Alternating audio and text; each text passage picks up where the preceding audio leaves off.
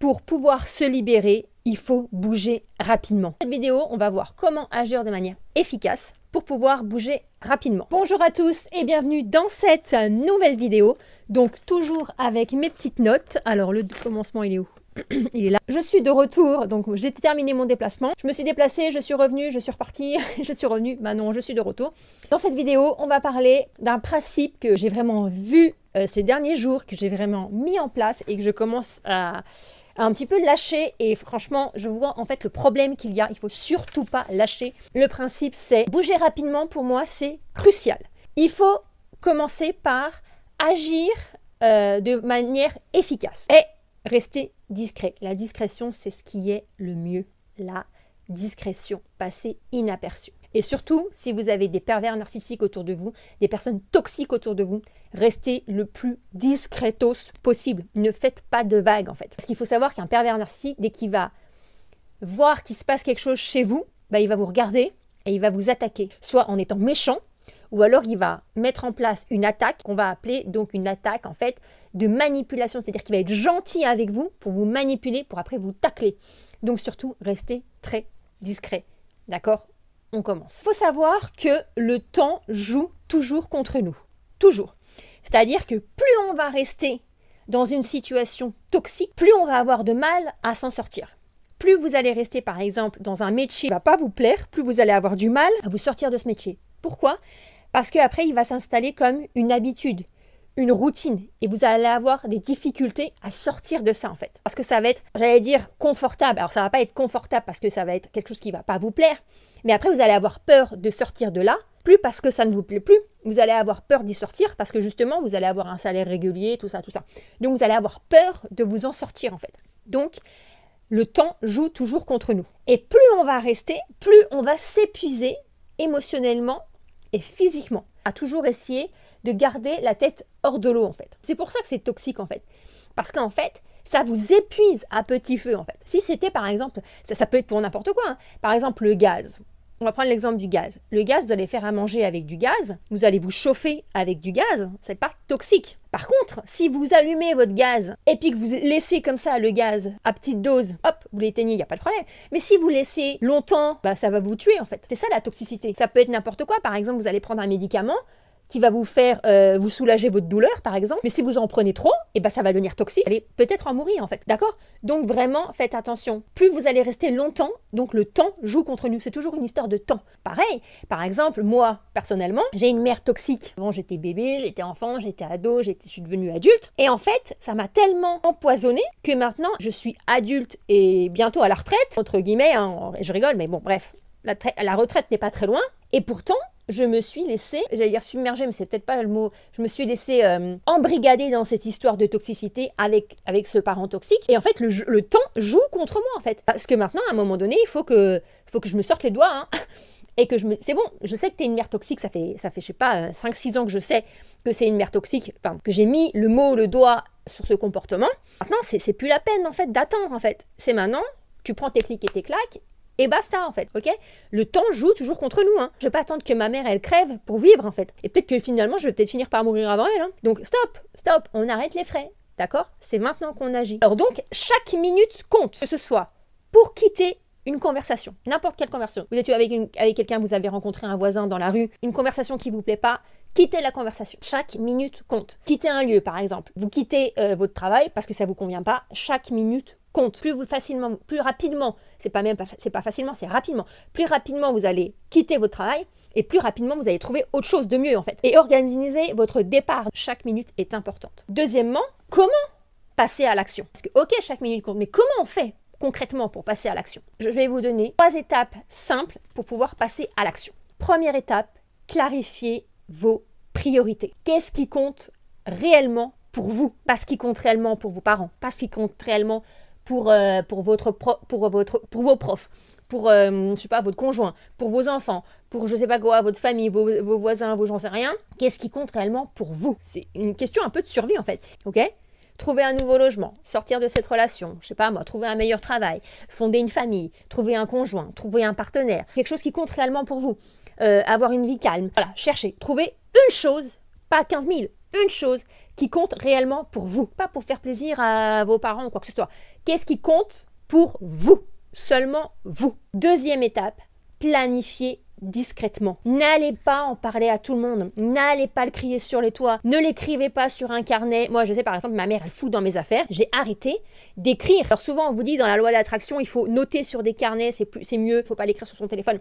Sauf que moi, ça, j'ai arrêté. Parce que ma mère, elle fouille dans mes affaires. Ma mère, elle va regarder mes carnets, elle va regarder mes classes. Planifiez et restez discret. N'écrivez plus sur des post-it que vous allez coller sur le frigo, alors que votre conjoint, il va passer et il va dire « Attends, mais c'est quoi ça ?» Et voilà, surtout, soyez discrète. Et quand, par exemple, là, je suis partie pour 3 semaines en déplacement, eh ben, j'ai tout viré, en fait. J'ai acheté une boîte qui ferme à clé et j'ai tout planqué dans cette boîte, en fait. Je n'ai rien laissé traîner. Parce que je sais très bien qu'elle serait venue et qu'elle a fouillé partout dans mes affaires, en fait. Je sais qu'elle a été fouillée dans mon placard, qu'elle a fouillé dans les petites culottes, qu'elle a fouillé dans mes chaussettes. Je le sais, en fait. Donc, faites ça très discrètement. Donc là, sur mon papier, j'ai marqué « Préparez votre sortie sans en parler à tout le monde ». Évitez d'en parler sur les réseaux sociaux, à vos voisins ou même à votre tante qui va en parler à votre mère ou à votre voisin qui va en parler à votre mari ou à votre collègue de boulot qui va en parler à je sais pas qui, machin, et ça va faire boule de neige et tout le monde va être au courant, votre patron va être au courant que vous voulez démissionner. Enfin bref,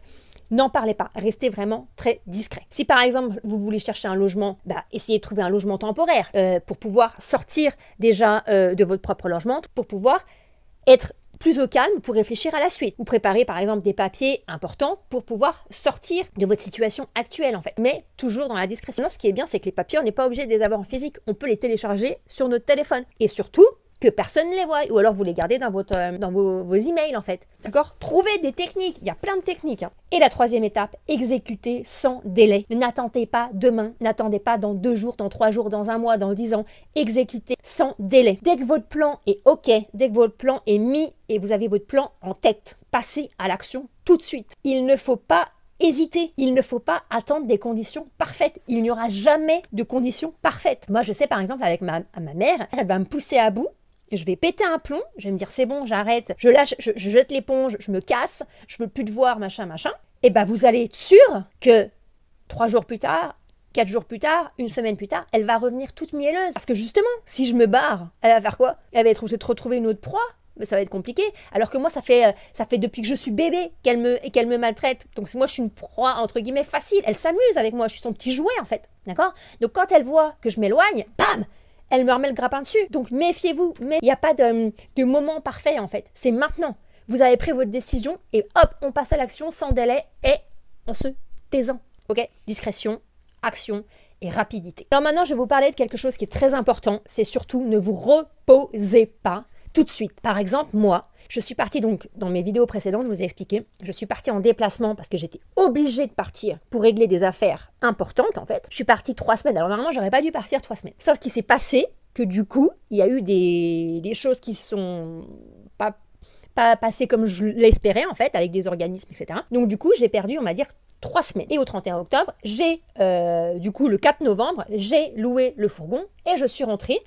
Et voilà. Et forcément, après, ma mère, évidemment, au bout de 3 semaines sans nouvelles, elle s'est quand même dit, oulala, ma fille, qu'est-ce qui se passe? Je suis en train de la perdre, comme je vous racontais précédemment. Donc, qu'est-ce qui s'est passé? Elle a embrigadé mon père dans l'histoire. Mon père m'a téléphoné pour savoir quand est-ce que je rentrais. Bon, j'étais sur la route, donc j'ai pas répondu. Et finalement, je me suis pointée. En fait, j'ai appris qu'en fait, ils allaient venir me voir, en fait. Bah oui, je suis partie 3 semaines.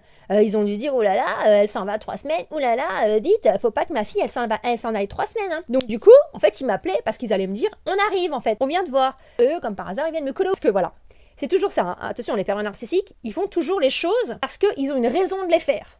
D'accord? Ils vont venir vous emmerder, mais c'est pour votre bien. D'accord? Donc moi, ma mère, là, c'était en gros, on vient te voir. Mais parce qu'en fait, on a un rendez-vous, d'accord? Donc je dis, écoutez, moi je suis revenue avec mon camion, et j'ai dit, d'accord, vous avez un rendez-vous, je vais en profiter pour redescendre avec vous, récupérer ma voiture en fait, puisque du coup, j'avais laissé ma voiture dans le sud de la France. J'ai récupéré ma voiture et je me suis cassée. Maintenant que j'ai terminé tout ce que j'avais à faire, j'ai encore des choses à faire pour continuer à me sortir de cet environnement toxique, mais dans un sens, je pourrais me reposer. Je suis rentrée dimanche, et là on est vendredi. 4 jours que je suis de retour dans ma région et que j'ai commencé en fait à me reposer. Donc on va parler de ça, pourquoi il ne faut pas se reposer, et c'est pour ça que je fais cette vidéo, c'est un peu pour me donner aussi un coup de pied au cul pour ne pas me reposer et arrêter. Je me suis pas vraiment reposée, j'ai fait des choses, j'ai vu mon frère et tout, on a discuté, etc. Mais ce que je veux dire, c'est que il faut pas que je m'endorme. Là, ça fait 1 mois que j'ai mis des choses en action qui se sont bien passées pour justement sortir de cette emprise toxique. C'est pas le moment de stopper, de baisser les bras et de me reposer et de me faire réalpaguer par cet environnement toxique et par ses parents toxiques en fait. Donc, comme je disais, après avoir mis des choses en action, on a envie de se reposer, on a envie de souffler, c'est logique. Mais il faut faire attention parce que c'est donc à ce moment-là que les pervers narcissiques, que les environnements toxiques en profitent pour revenir en fait. Parce que moi, quand je me suis pointée dans ma région avec mon camion et toutes mes affaires en fait, vous croyez que ma mère, elle m'a dit « Ah bon, c'est une bonne idée d'avoir amené toutes tes affaires ?» Non, ça a été « Oui, qu'est-ce que tu vas faire avec tout ça ?» Et puis bref, elle a commencé à me faire toute une scène. Non, je dis « Je vais y mettre au milieu de ta cuisine. » Ah bah oui, bref, n'importe quoi. Et en fait, quand l'environnement toxique va voir que vous avez agi, vous avez toujours les capacités, j'en ai parlé dans une autre vidéo, de vous débrouiller par vous-même. Le pervers narcissique, il est comme ça en fait. Il vous fait croire que vous avez besoin de lui pour traverser la route. C'est pas vrai. Vous n'avez pas besoin de lui, de qui que ce soit, pour traverser la route en fait. Donc c'est dans ces moments-là, quand le pervers narcissique ou la personne toxique va voir que vous allez commencer à vous carapater, qu'il va essayer de reprendre le contrôle sur vous. Et c'est pour ça qu'il ne faut pas vous reposer tout de suite. Il faut garder votre élan. Là, moi, ça fait 4 jours que je suis un peu ramollie là, parce que voilà, je souffle un peu de ce mois que je viens de passer. Mais non, justement, il faut que je continue et que je garde mon élan, parce qu'en plus, mon plan, il est déjà clair, en fait. Voilà, j'ai fait ça fait 1 mois que j'ai mis mes actions en place. C'est bon, ça c'est fait. Maintenant, j'ai d'autres choses à faire, en fait, pour me libérer de cette emprise, en fait. Ok, et j'ai plus trop à tarder, parce que ce week-end, mes parents, ils débarquent, en fait. Donc, du coup, il faut pas que je me rendorme sur mes lauriers, en fait. Il faut que je bouge, donc ne vous reposez pas. Le fait de garder l'élan, ça va sécuriser vos actions. Là, toutes les actions que j'ai mis en place ce dernier mois, il ne faut pas que ça retombe comme un soufflet en fait. Il faut sécuriser mes actions. J'ai fait ça, c'est pas pour rien. Je l'ai fait pour continuer mon chemin en fait. Il faut également consolider mes désirs. Moi, mes désirs, c'est de faire ça. Mon projet, c'est de faire ça. Il faut que je consolide. C'est un projet qui est réalisable. Tout est réalisable. Donc voilà, mes actions sont faites. Je consolide mon souhait pour avancer vers une nouvelle stabilité. Si je m'endors sur mes lauriers, ça va être encore long, après il faudra redémarrer. Il y a toujours cette image, vous savez, de l'avion au décollage. Le plus dur quand on part en avion, c'est pas de voler tranquillou bilou dans le ciel. Hein. Le plus dur, c'est le décollage. Le pilote, il va mettre les gaz à fond pour pouvoir s'arracher du sol en fait, pour pouvoir rouler le plus vite possible, pour pouvoir voler. Et après, quand il est en l'air, tranquille, hop, on est ils appellent ça vitesse de croisière, tranquille, tu vois, là, il peut se détendre. Le plus dur, c'est le décollage. Donc là, j'ai décollé il y a 1 mois, je me suis mis en action, là, le décollage a été dur, ça faisait des mois hein, que je procrastinais mon décollage. Le décollage, il est parti il y a 1 mois, c'est pas le moment de réatterrir pour redécoller, parce que je sais très bien que je vais être obligée de remettre plein feu pour redécoller. Donc, il faut garder cette vitesse de croisière en fait. Et ne vous inquiétez pas, le repos, il va arriver. Votre repos véritable, c'est quand tout sera terminé. Moi, je sais que là, dans 1 semaine, même pas, peut-être dans 3 jours, c'est bon, je pourrais me reposer en fait. Alors que j'aurais peut-être pu me reposer déjà depuis 3 jours, si j'avais pas un petit peu lâché, voilà. Ok ? Donc le repos va arriver. Terminez votre voyage et après reposez-vous. Et vous allez pouvoir vous reposer réellement quand vous serez vraiment libre. La liberté, non seulement la liberté physique, la liberté mentale, la liberté émotionnelle, la liberté, financière, j'en sais rien, et la liberté de se reposer quand vous le désirez. Et ensuite, en 4e, on va terminer par le processus doit rester privé. J'en ai déjà parlé un petit peu avant. Franchement, n'en parlez à personne. Ou vraiment avec des gens de confiance. Donc moi, j'ai vu mon frère là, hier midi, je l'ai invité à manger. Et je lui ai parlé un petit peu de mon projet. Et je lui ai dit surtout, t'en parles pas aux parents. Parce que si t'en parles aux parents, ils vont me faire chier. Et je sais qu'il va pas en parler. Donc le processus doit rester privé. Voilà, c'est ça que je disais. Surtout, n'en parlez pas sur les réseaux sociaux. Alors moi, je vous en parle parce que ça, c'est des choses qui se sont passées. De toute façon, je sais très bien que mes parents, ils vont pas venir fouiller sur cette chaîne YouTube. Je le sais. Donc du coup, je peux en parler. Et comme moi, je suis bientôt sortie de mon bazar, du coup, je peux en parler. Je sais que personne viendra voir de ma famille, de mes amis, de quoi que ce soit. Donc, voilà, on y va, je suis sereine, il n'y a pas de souci avec ça. Pourquoi il ne faut pas en parler ? Parce qu'en fait, soit les gens, ils vont parler de ça avec les personnes concernées, soit juste pour se faire mousser, ou ah bah tu sais, moi je sais un truc que toi tu sais pas, et puis hop, ils vont vendre la mèche. Les gens de toute façon ils aiment bien se faire mousser, ils aiment bien aller raconter des trucs qui ne les concernent pas, donc du coup surtout taisez-vous. D'accord? Donc moi j'ai bien dit à mon frère, moi tu sais bouche cousu. Donc la discrétion est notre allié. Vraiment, soyons discretos. Moi, ce que j'ai dit à mon frère sur le projet, c'est vraiment une infime partie en fait. Pourquoi? Parce qu'en fait, j'ai un peu besoin de lui pour réussir ça. Je peux y arriver toute seule.